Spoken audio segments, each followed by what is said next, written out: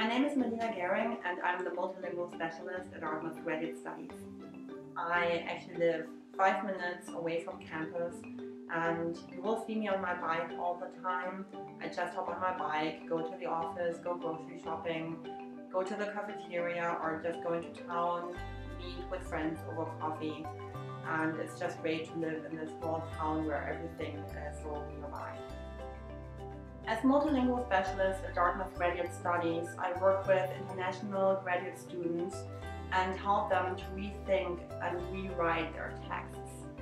My ultimate goal is to help them become better writers and with that also better and more confident researchers.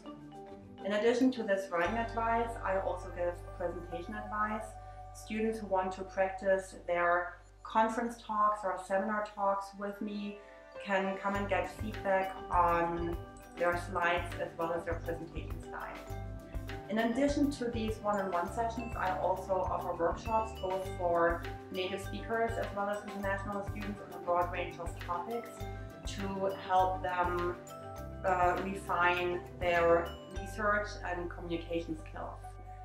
I learn something new every day from my students who are at the forefront of research in fields as diverse as engineering, chemistry, astronomy, and liberal studies.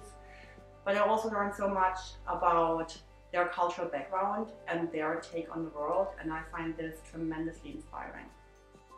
When a graduate student comes to a grad peer tutor at Orbit or an international graduate student comes to me and say they're bringing a 20-page paper, the Orbit tutor or myself would not be going through the 20-page paper with them in one session and just get rid of the mistakes and edit it for them.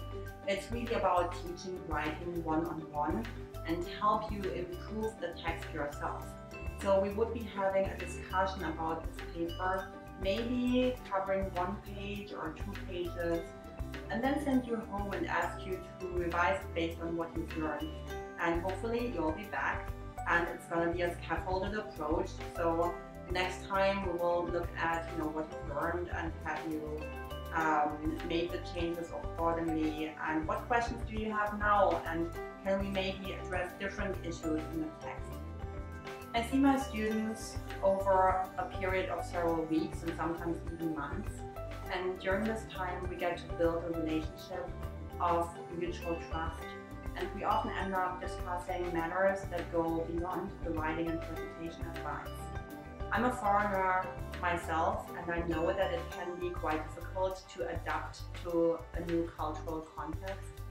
So this is why I recently hosted an informal discussion session at a social event of IGMP, which is the International Graduate Mentoring Program, and we just sat down and had a chat about those culture bumps that you would be experiencing when coming to campus, about adapting to life in the US, life in an academic context in the US, finding friends, being homesick, all of that. And everyone was really engaged. It was a very stimulating discussion. It really hit a nerve. And it encouraged me to keep doing this and make myself available as a resource for people beyond the writing advice and the presentation advice, and really be there for the international graduate community at Dartmouth. On my desk, I have a greeting card for Chinese New Year from one of my students that reads, "Thank you for your support in helping me become a happy student." This was the greatest compliment he could give me. Think about it, he didn't say, "Thanks for helping me become a better writer," but actually happy student. And this should be my goal. This is part of my job description, I think, helping people become happy students. I encourage everyone to focus on your writing and presentation skills early on in grad school. Read 1 or 2 handbooks on writing, get my advice, go to some workshops on presentation skills and writing. But most importantly, really don't just stand in the lab for 4 or 5 years and postpone the write-up of your PhD thesis to the very last moment. Ideally, writing is an integral part of your research routine.